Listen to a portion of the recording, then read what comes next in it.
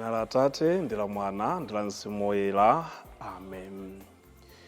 Tikulandireniso lero pano pa Tiyankhule na Ambuye, lero pa 3 December 2025. Ndipo tidakhale mu nyengo imeneyi ya Advent, koma mwapadera lero tikukumbukira Francisco Xavier Oyera amene anali wansembe. Tifuna kuphunzira mu moyo wake maka potizindikiritsa nena kuti umoyo wathu wa tsiku ndi tsiku mmene timakhala tikuchita tingathenso kukhala gwero la chipulumutso chathu, komanso kutizindikiritsa kuti zokonda za umoyo wathu zimene tili nazo moyo wathu ngati zivomerezedwa zili zoyenera m'maso pa Ambuye Mulungu ndi kuzilimbikitsa zili zabwino zimatipatsa mtendere. Mu nthawi yonse imene tikumbukira oyera mu mpingo timaphunzirapo zinthu zimenezi, kukhala mu moyo wabwino komanso tizindikiritsa kuti ndi zoyetheka kuchita bwino kudzera mu zinthu zimene ife tomwe tili nazo pakati pathu. Mawu a tsiku la lero akuchokera m'buku la mprofeti Yesaya mutu 25 kuyambira ndime ya 6 kulekeza ndime ya 10. Amene akutiwerengera mawu oyamba ndi a Francisco Marico kuchokera ku St. Martin de Porres Dedza Parish mu Diocese ya Dedza. Ndipo uthenga wabwino ukuchokera mu uthenga wa Mateyo mutu 15 kuyambira ndime ya 29 kulekeza ndime ya 37. Amene akutiwerengera mawu a mthenga woyera komanso kutigawira mawu ndi Reverend Father Gift Selemani kuchokera ku Queen of Heaven Sharp Valley Parish mu Diocese ya Dedza. Mawu oyamba. Mawu a m'buku la mprofeti Yesaya. Pa phiri la Ziyoni chauta wamphamvu zonse adzakonzera anthu a mitundu yonse phwando la zakudya zokoma ndi la vinyo wabwino, phwando la nyama yonona ndi la vinyo amene wafikapo. Pa phiri limeneli adzachotsa chisoni chimene chaphimba anthu a mitundu yonse, chimene chakuta mafuko onse. Chauta adzathetsa imfa mpaka muyaya, adzapukuta misozi m'maso mwa aliyense, ndipo adzachotsa manyazi a anthu ake pa dziko lonse lapansi. Watero chauta. Tsiku limenelo aliyense adzati, uyu ndiye Mulungu wathu, tidamkhulupirira kuti adzatipulumutsa. Iyeyu ndiye chauta. Tidamkhulupirira, tsopano tiyeni tikondwe ndi kusangalala chifukwa choti watipulumutsadi. Chauta adzateteza phirili ndi dzanja lake. Mawu a Ambuye. Tithokoze Mulungu. Ambuye akhale nanu, akhalenso ndi mzimu wanu. Mawu mu mthenga woyera mungadalembera Mateyo. Ulemu kwa inu Ambuye. Pa nthawi yomweyo Yesu adachoka kumeneko nayenda m'mbali mwa nyanja ya Galileya. Kenaka adakwera mphiri nakakhala pansi kumeneko. Anthu ambirimbiri adadza kwa iye ndi anthu opunduka miyendo, akhungu, olumala, osalankhula ndiponso ndi odwala ena ambiri. Adawakhazika pafupi ndi Yesu, iye nkuwachiritsa. Tsono anthu onse adadabwa poona kuti osalankhula aja akulankhula, olumala aja achira, opunduka miyendo aja akuyenda, ndipo akhungu aja akupenya. Choncho adatamanda Mulungu wa Israeli. Yesu adayitana ophunzira ake nawawuza kuti, ndikuwamvera chifundo anthuwa chifukwa akhala nane masiku atatu tsopano ndipo alibe chakudya. Sindifuna kuwabweza kwawo ali ndi njala chonchi, kuopa kuti angalefuke pa njira. Ophunzirawo adamufunsa kuti, anthu ochuluka choterewa tingawapezere kuti chakudya chokwanira kuthengo ngati kuno? Yesu adawafunsa kuti, kaya buledi muli naye mngati? Iwo aja adati, nsanu ndi muwiri, ndiponso tinsomba towerengeka. Apo Yesu adalamula anthu aja kuti akhale pansi. Kenaka adatenga buledi msanu ndi mwere uja ndi nsomba zija, adathokoza Mulungu nasinyemanyema kuzipereka kwa ophunzira ake. Iwowo nakazigawira anthu aja. Anthu onsewo adadya mpaka kukhuta. Adatola zotsala nkudzaza madengu asanu ndi awiri. Mthenga wa Ambuye. Ulemu kwa inu Ambuye Yesu Khristu. Pa tsiku la lero pamene tikuchita chaka chimenechi cha Francisco Xavier, mundilole ndibwerekerenso nzeru za ena amene atithandiza kumvetsa za kukhulupirira Mulungu nthawi zonse kuti ndi kwabwino. Ndipo palibe chimene tidzaluze kapena kutapo kanthu pakukhulupirira mwa Mulungu. Pali ena adaganizapo ndikunena kuti tatiyeni tilingalire bwino lomwe kuti pamene tikukhala pa dziko lapansi pano tiyerekeze kuti kumwambako Mulungu kulibe kapena alipo.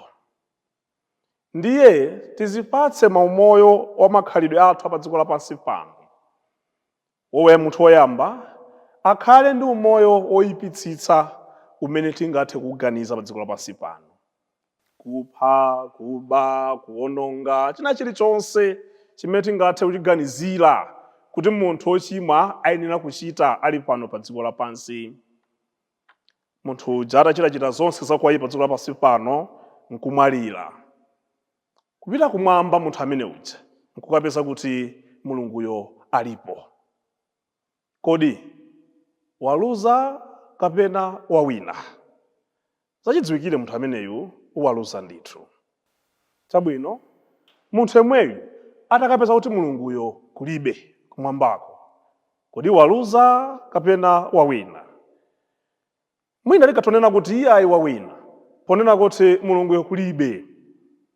Koma tikalingalira bwino lomwenso, poona umoyo wake omwe amene amakhala pa dziko lapansi pano wophawo wozunzawo, anali kapolo kale munthu ameneyo. Ndiye kuti palibenso kuwina kwina kulikonse kumene wawina nkhale wakapeza kuti mwambako kulibeko Mulunguyo. Ndiye mutengenso munthu wina amene wakhala wakhulupirika ali pano pa dziko lapansi. Amachita bwino lomwe kukhulupirika moyo wake, china chilichonse kupemphera nthawi zonse, atamwalira kupita kumwambako nakapeza kuti Mulungu kulibe. Kodi munthu ameneyo akakhala wokondwa kuti waluza kapena wawina? Kodi ngati azikanena kuti ndaluza, adzikati waluza chani? Kuti sadachite nawo zakupha, kuti sadabe nawo, kuti sadawononge nawo, kuti sadazunze nawo anthu ena? Sindikukhulupirira kuti mleko ndikuluza. Kodi munthu yemweyo tsopano atapeza kuti kumwamba kuja wakampeza Mulunguyo, kodi wawina kapena waluza? Zachidziwikire kuwina kwake kuli pawiri, pansi pompano angakhalenso kumwambako wawinanso munthu ameneyo. Ndakuti zachidziwikire tikakhala nkumalingalira kupanga chisankho chakukhulupirira Mulungu muzonse ndikopindulitsa kuposa kupanga chisankho chakusakhulupirira Mulungu mmoyo wathu. Kupanga chisankho chakukhulupirira Mulungu kuli ndi phindu lalikulu pansi pompano angakhalenso kumoyo winawo. Izi ndi zimene mawu aja akutilimbikitsa ndipo akutithandiza kumvetsa bwino lomwe. Tikuwaona anthu aja tsopano ali kukondwera, ali ndi chimwemwe, ndipo akunena kuti uyu ndiye Mulungu wathu, tidamkhulupirira kuti adzatipulumutsa. Iyeyu ndiye chauta, tidamkhulupirira Tsopano tiyeni tikondwere ndi kusangalala chifukwa choti watipulumutsadi. Mukuona tsopano mawu aja koma kwake anthuwa adapanga chisankho ali pa dziko lapansi, pakuti apatsiko moyo wawo pa dziko lapansi, atakhulupirira Mulungu kuti alipo, apita kumwamba kuja akampezadi kuti Mulungu alipo. They are now happy. Mitima yawo ndiyo khutitsidwa, ndiyo sangalala. Achipanga chisankho china chosemphana ndi chimenecho, the opposite would have been true mmoyo wawo. Izi ndi zimene akutipempha ife tonse pano pa dziko lapansi tsiku la lero. Kodi chisankho chanu chili pati? Chisankho changa chili mbali iti? Chakukhulupirira kuti Mulungu alipo kapena kulibe? Chakufuna kukhala okhulupirira dziko lapansi pano kapena kukhala ovungunyuza basi? Chisankho changa chili pati? Izi ndizikhala nazo nthumazi pamene munyengo imene ndili kuyenda ya advent yakundithandizira kusinkhasinkha ndi kudziwunika bwino lomwe. Kunika ndi kupanga chisankho choyenera cha moyo wako, ndipo mawu aja anenetsa bwino lomwe khulupirira kuti Mulungu alipo. Kenaka tsopano ndi uthenga wabwino pamene tikumana ndi Yesu Khristu, pamene akupitiriza ndi ntchito zake zabwino, kuchiritsa anthu, kudyetsa anthu ndi zina zotero zimene ali kuchita pa moyo wa anthu osiyanasiyana. Koma chimene chili kudabwitsa komanso kupereka chidwi kwambiri mu uthenga umene uti, zilipo zinthu zingapo, I just mention a few. Tikuona kuyambirira anthu aja igale akubweretsa okha anthu amavuto osiyanasiyana, akuwanyamula tiyeni ino opunduka, inu nonse odwala, inu nonse otani, tiyeni. Tikuyembekeza ndi makhulupiriro onena kuti anthuwa powabweretsera Khristu anthu onsewa, chimene amayembekeza ndi chipulumutso kale kapena thandizo kale kuti achire. Ndikudabwa apa akunena kuti atachiritsa anthu onsewa, anthu ajaso akudabwaso. Ndi mudabwaso chani? Mese mmabwe soti azachira anthuwa tsopano. Mudabwaso chani tsopano? Mmabwe anthu akudzamuyesa kapena chani? Koma I believe and I do understand kudabwa kwawo kuja tsopano, kuti ndi zinthu zimene sadazionepo nkale lonse zikuchitika m'maso mwawo, zikuchitika pafupi ndi iwo, mpaka kudabwa. Noti kudabwa kotsutsa kuti sizinayenera kutero ayi, koma kudabwa kuti zikutheka bwanji. No wonder anthu amanena kuti Mulungu wathu ndi Mulungu wazatheka bwanji. Mezi zinafikira mmoja amene awana lili muja, ni Mulungu wathu ndi wazatheka bwanji. Akuwachiritsa anthu onse aja, chimwemwe chikubwera, ndipo onse akutamanda Ambuye Mulungu. They are happy. Pamene athandiziranso anthu ena kuchita bwino ndi kuchira kapena kupeza thandizo mmoyo uno, chisangalala chawo chimatithandiziranso tonse kukhala mtendere. Pakuwapondereza anthu ena aja ndi kuwabweza mbuyo, kulira kwawo amakhala matemberero athu. Akupitiriza Yesu Khristu pano ndi anthu aja pamene ali kucheza nawo. Ikufika nthawi akwamvera chisoni, ndili ndi chifundo ndi anthu ndikangowabweza, siziyenda bwino. Zikutitsimikizira Mulungu wathu amayenda nafe, amakhala nafe, ndipo amadziwa nyengo zonse za moyo wathu. Pamene tikukondwa, He's there. Pamene tikulira, He's there too. Sadzatitaya, sadzatisiya. Adakhalako munthu ngati ife, akumva ululu wa munthu mu nyengo zimene munthu amadutsa. Mpake pamene tithodwera moyo wathu uno, kubwerera kwa Ambuye Mulungu kumweko chabwino kwambiri zedi adani kupita ku njira zina. Koma tsopano kuti chipulumutso chibwere mmoyo wathu, kuti ife tonse tilandire zoyenerera mmoyo wathu, tipulumutsidwe, we have to take part in our own salvation. Mujama nena kuti adatilenga popanda kutifunsa, koma sadzatipulumutsa popanda ife kuvomera. Kodi muli ndi nsomba zingati? Kaya muli ndi bredi mungati? Muli ndi nsomba zingati?